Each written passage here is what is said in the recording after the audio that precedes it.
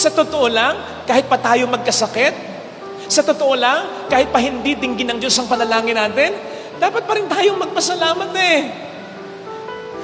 Sa totoo lang, kahit simula nung natuto tayong magdasal, hanggang ngayon, at hanggang sa mamatay tayo, kahit na hindi dinggin ng Diyos, isa man sa panalangin natin, hindi tayo dapat nagrereklamo sa Diyos. Yung namatay ka, tapos sasabihin mo sa Kanya, Lord, mula nung natuto ko magdasal nung bata ako, hanggang sa mamatay ako, wala kang dininig sa panalangin ko. Hindi mo sasabihin yun. Kung magsisingkin lang sa inyo, kung ano ang ginawa sa atin ng Diyos, magpapasalamat ka na sa Diyos. At kahit na may problema tayo, give na. Kahit may sakit pa, give na. Dapat ka pa rin magpasalamat sa Diyos sapagkat by virtue ng Kanyang ginawa para sa atin, may solusyon ng problema natin. Dahil sa Kanyang pagkamatay para sa atin, pwede tayong gumaling. Hindi man tayo gumaling, may buhay na walang hanggan na naghihintay sa atin. Huwag natin kakalimutan yung utang na loob natin sa Panginoon natin.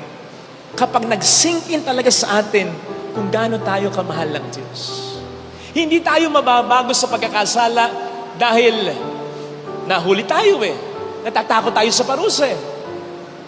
Mababago tayo sa pagkakasala at hindi na tayo babalik sa pagkakasala. Bumalik man tayo, konting-konti na lang. Mape-perfect na natin ang pagsunod sa Panginoon natin kung magsising in talaga sa puso natin ang pagmamahal ng Diyos sa atin. Yun yung sinasabi sa Act of Contrition eh. Sa Tagalog pa ang sinasabi ng mga nangungumpisal sa Act of Contrition. Nangungumpisal ako, gusto kong baguhin ang buhay ko, hindi lamang dahil gusto kong mapunta ng langit o ayaw kong mapunta ng impyerno.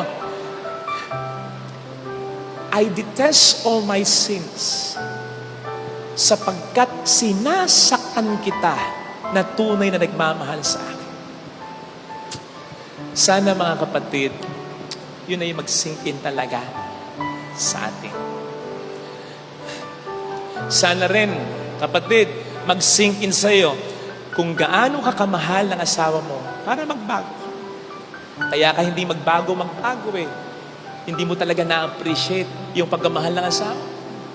Yung naging sakripisyo para sa'yo, yung isinugal para sa'yo ng asawa.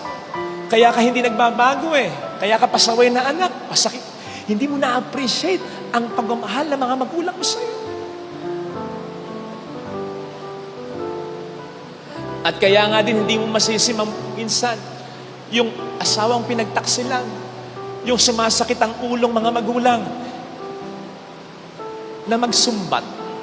Minsan di mo masisi. Hindi nanunumbat dahil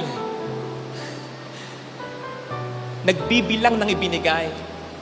Nanunumbat kasi nagpapaalala lang sa iyo ng pagmamahal na binabaliwala. At pag gano'n na, kabahan ka na. Kasi ibig sabihin nun, nasasagad na sila. Konti na lang, mawawala na. Tandaan natin ha, kung hindi tayo magbabago, mapapahamak tayo. Kahit gaano ka mapagmahal at kamaaway ng Diyos, may hangganan ng lahat. At yun ay kapag namatay tayo. Kaya nga sabi niya sa Ebanghelyo, in effect, huwag niyo ngang problemahin, huwag niyo ngang usisain kung masamang tao ba talaga yung mga pinatay ni Pilato at yung natabunan ng tore. Sipin niyo sarili niyo. Sapagkat kung ano yung nangyari sa kanila, na aksidente sila, pinatay sila, sa anumang kadahilan na mamamatay rin kayo. Sipin niyo kung handa na kayo kung ngayon ay mamatay kayo. Yun ang sinasabi ng Panginoon sa Ebanghelyo. Sapagkat ang pinakamatinding kapahamakan ay yung mamatay tayo nang hindi tayo nakapagsisisi at nakakatalikod sa ating mga kasalanan. Kapatid, kung ang Diyos ay may hangganan para dyan, ang tao pa ba? Ang tao pa ba ang mapagod na? Ang tao pa ba ang magsabi, mahal na mahal kita, kaya lang ayaw mo talaga. Wala na akong magagawa.